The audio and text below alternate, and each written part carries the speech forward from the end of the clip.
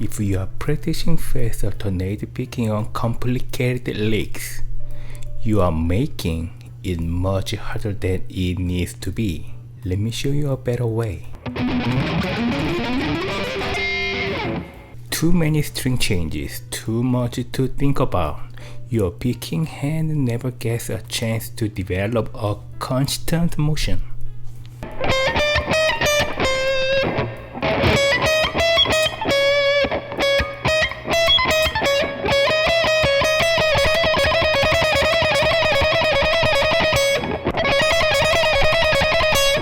How the movement stays smooth, relaxed, and constant. One of the greatest alternate pickers, Paul Gilbert, recommends practicing simple repeating patterns to build speed. Why? Because you are training your picking motion, not your memory. The simpler the pattern, the more your brain can focus on making the picking movement smooth and efficient. Exercise 1.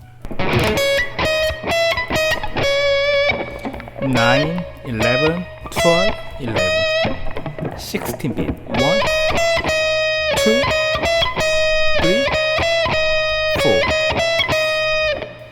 Keep the movement small, like this. Do not no.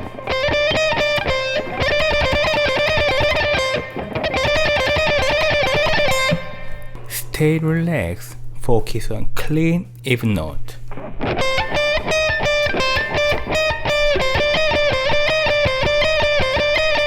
Just repeat. And you can play on other strings.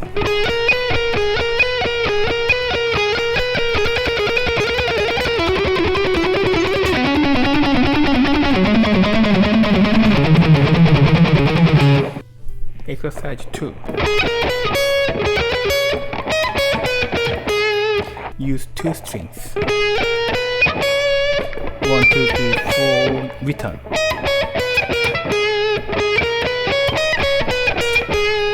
So 1, 2, 3,